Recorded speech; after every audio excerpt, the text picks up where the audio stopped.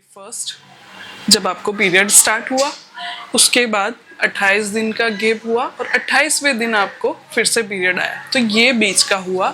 उसमें हो सकता है इंक्लूडिंग हो सकता है mood swings, pain, back pain, abdomen pain और हेडेक, ये सारी चीज़ें इंक्लूडिंग होती है। ठीक है, तो 28वें दिन से बातचीत कीजिए और लुक्स वगैरह के लिए डॉक्टर कभी आपको जज नहीं करते।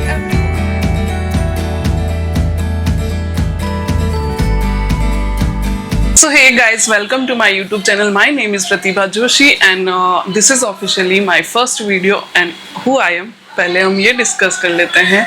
So I am your OBGYN nurse. Basically I am trained from R&T Medical College Udaipur, जो कि फेमस है for MB government hospital in Udaipur. मेरी बेसिकली ट्रेनिंग कंप्लीट होने के बाद मैंने क्लिनिकल एक्सपीरियंस लिया है NICU for 1 year and labour room and gynaec department for 2 years हुआ बेसिकली मेरा क्लिनिकल एंड थ्योरिकल नॉलेज।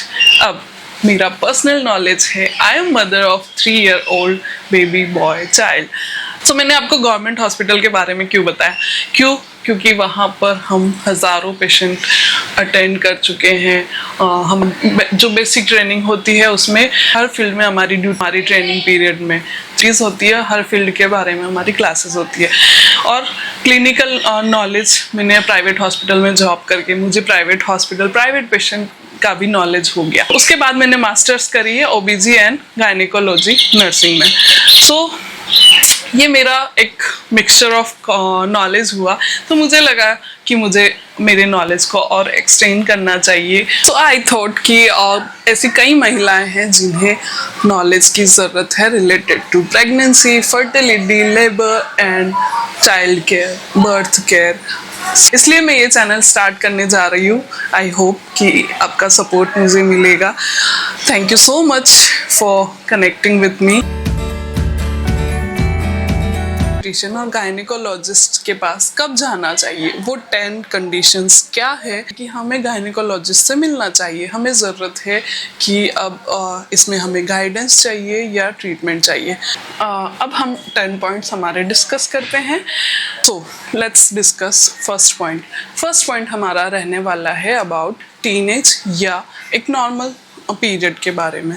तो जनरली पीरियड स्टार्ट हो जाने चाहिए एज ऑफ 10 से लगा के 16 के बीच, और जनरली स्टार्ट हो जाते हैं 12 से 13 की उम्र। नॉर्मल है तब तक कि 9 इयर्स से 16 साल के बीच में कभी भी स्टार्ट हो जाए, ये नॉर्मल है। लेकिन एबनॉर्मल कब होता है कि एज ऑफ 9 से भी पहले अगर पीरियड स्टार्ट हो गया है, तो ये एब्सोल्युटली एबनॉर्मल है, आपको डॉक्टर से मिलने की ज़रूरत है। ये बिल्कुल हार्मोनल इम्बैलेंस है, सो आपको डॉक्टर से मिलना चाहिए। और डिले पीरियड यानी 16 की एज हो गई लेकिन अभी तक पीरियड्स नहीं स्टार्ट हुए हैं, तो एब्सोल्युटली आपको डॉक्टर से मिलने की ज़रूरत है। ये कहीं ना कहीं कुछ अंदरूनी एनाटॉमिकल प्रॉब्लम इंडिकेट करती है। अगर आप टीन एज है या आपके घर में कोई छोटी है, आपकी गुड़िया है, आपकी बहन है जो टीन एज है, तो आपको ज़रूरत है कि एक बार उन्हें डॉक्टर से कंसल्टेशन करवाएं। क्योंकि टीन एज में ना एक डॉक्टर से मिलवाना इसलिए ज़रूरी होता है कि डॉक्टर उन्हें गाइड करते हैं about how to manage periods और बताते हैं एबनॉर्मल पीरियड्स क्या होता है, क्या कंडीशंस होती है कि नॉर्मल नहीं है, पेरेंट्स से कब बात करनी है और पर्सनल हाइजीन मैनेज करना, ये सब चीज़ें सिखाते हैं। अगर आप डॉक्टर के पास नहीं ले जा पा रहे हैं टीन एज गर्ल्स को, तो जनरली आपके लोकल एरिया में आशा और किशोरी साथिन और आंगनवाड़ी वर्कर और कम्युनिटी नर्स, ऐसे कई पोस्टिंग्स होती हैं, उनसे भी आप कंसल्टेशन करवा सकते हैं, पर्सनल हाइजीन मैनेज करना सिखा सकते हैं।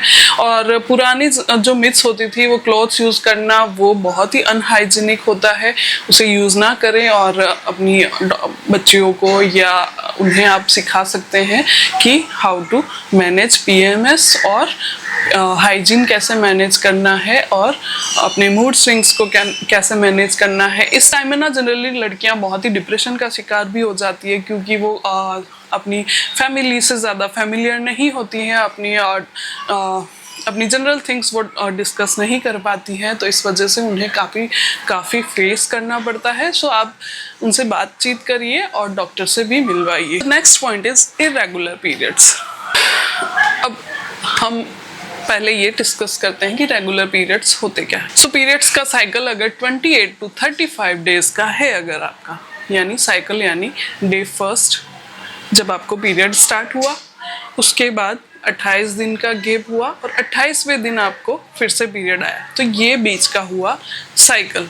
ठीक है, तो 28वें दिन आपको पीरियड आया, फिर से आपको जो पीरियड आया वो आया 28 दिन बाद। अगर ये साइकिल डिस्टर्ब्ड है यानी कि 28 दिन से भी कम अगर है तब भी ये प्रॉब्लम है, और 35 नॉर्मल होता है लेकिन आपको 45 डेज के बाद पीरियड आ रहा है, 45 इस तक आपको फिर भी नॉर्मल है, लेकिन आपको पीरियड आ रहा है 2 मंथ से 3 मंथ से, तो ये बिल्कुल एबनॉर्मल है। और शॉर्ट साइकिल जैसे कि आपको पीरियड आ रहा है सिर्फ 15 दिन में, 14 दिन में, तो ये बिल्कुल एबनॉर्मल है और किसी डिसऑर्डर का इंडिकेशन है। अगर आप ये कंडीशंस देखते हैं तो आपको ज़रूर डॉक्टर से मिलना चाहिए, वो आपको गाइड करेंगे। द पीरियड का सेकंड टाइप ऑफ कि अगर आपको पीरियड्स हेवी है तब भी आपको डॉक्टर से मिलना है, और अगर आपके ब्लीडिंग का अमाउंट कम है या डेज पीरियड डेज कम है तब भी आपको डॉक्टर से मिलना है। जैसे कि कई बार होता है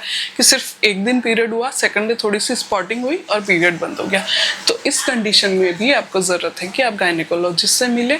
और अगर आपको 7 डेज हो गए हैं पीरियड नॉर्मल जैसे 7 डेज चलता है, लेकिन इससे भी ज़्यादा दिन तक अगर आपको पीरियड्स चल रहे हैं, आपको ब्लीडिंग चल रही है, तब भी ज़रूरत है कि आप डॉक्टर से मिले। ठीक है, ये हमने डिस्कस किया। उसके बाद हम डिस्कस करते हैं हैवी फ्लो।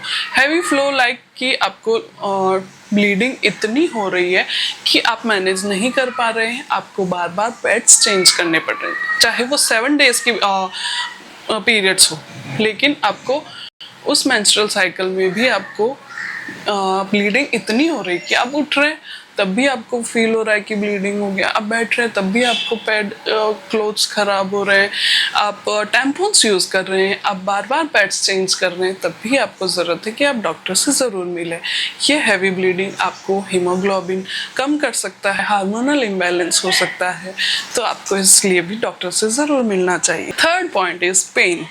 अगर आपको किसी टाइप का पेन फील होता है ड्यूरिंग योर पीरियड्स में एक नॉर्मल पेन जो कि बियरेबल होता है, आप अपनी रूटीन इफेक्ट होती है बट आप कर पा रहे हैं, आप अनेबल नहीं है अपनी रूटीन्स को करने में, तब तक ठीक है। लेकिन आप बिल्कुल आपकी डेली रूटीन अफेक्ट हो रही है, आप ऑफिस कॉलेज स्कूल नहीं जा पा रहे हैं, आप उठ बैठ नहीं पा रहे हैं, तो ये पेन अनबियरेबल है अगर, तो भी आपको ज़रूरत है कि आप डॉक्टर से मिलें। ये कोई एनाटॉमिकल प्रॉब्लम हो सकती है या हार्मोनल प्रॉब्लम हो सकती है, तो इसलिए भी आपको डॉक्टर से मिलना ज़रूरी है। अगर आपको लोअर एब्डोमेन में पेन है कभी भी, जैसे कि कई बार पेन होता है, मीनोपॉज के बाद भी पेन होता है या ड्यूरिंग मीनोपॉज भी होता है, लोअर एब्डोमेन में अगर आपको एक बहुत ही हार्ड सा पेन होता है तब भी आपको डॉक्टर से मिलना। बहुत ही हार्ड, बहुत अनबियरेबल, कभी भी मतलब पीरियड्स में जो पेन हो रहा है पीरियड वाला नहीं, कुछ एक पिन पॉइंट जैसा या एक हार्ड पेन हो रहा है, तब भी आपको डॉक्टर से मिलने की ज़रूरत है, ये किसी प्रॉब्लम का इंडिकेशन है। ड्यूरिंग कॉइटस, ड्यूरिंग रिलेशनशिप अगर आपको पेन फील होता है तब भी आपको डॉक्टर से मिलना ज़रूरी है। एक है ड्यूरिंग कॉइटस और ड्यूरिंग रिलेशनशिप शॉर्ट सर्विक्स की प्रॉब्लम की वजह से भी हो सकता है। नॉर्मल सभी चीज़ों में ना एक नॉर्मल पेन होना स्वाभाविक है, लेकिन वो पेन आपको बियरेबल नहीं है तो मिलना ज़रूरी। Fourth problem is breast examination. अगर आप पहले यूट्यूब से या कहीं हेल्थ प्रोफेशनल से आप पहले ब्रेस्ट एग्जामिनेशन के बारे में सीख सकते हैं, उनसे कंसल्ट कर सकते हैं कि ब्रेस्ट एग्जामिनेशन होता क्या है, कैसे परफॉर्म किया जाता है और इसमें क्या प्रॉब्लम्स को हमें देखना होता है। तो सेल्फ ब्रेस्ट एग्जामिनेशन जब करते हैं तो आपको किसी टाइप की गिठान या पेन फील होता है या एबनॉर्मल साइज फील होती है, तब भी आपको डॉक्टर से मिलना बहुत ज़रूरी है। ये ब्रेस्ट कैंसर का इंडिकेशन हो सकता है, इसलिए आप ब्रेस्ट एग्जामिनेशन से अवेयर रहें। The 5 point is PMS।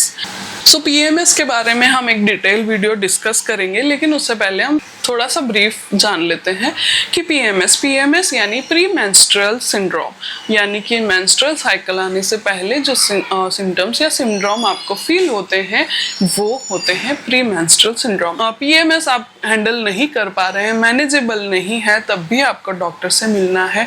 आपको मूड स्विंग्स बहुत ज़्यादा अगर हो रहे हैं, आपको पेन बहुत ज़्यादा हो रहा है, तब भी आपको डॉक्टर से मिलना बहुत ज़रूरी होता है। वो आपको बताएंगे कि इसे कैसे मैनेज करना है और इसके ट्रीटमेंट क्या होते हैं। 6th point is routine checkup.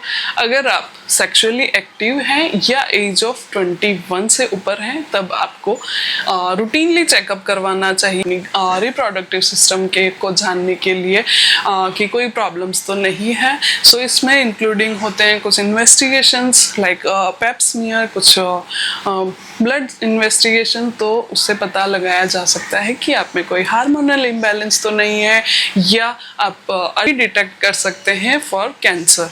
तो इसलिए सर्वाइकल कैंसर और इस टाइप की कंडीशंस के लिए पहले से लोग अवेयर रहते हैं, रूटीन चेकअप करवाते हैं, ये कंडीशंस से हम काफ़ी दूर रह सकते हैं।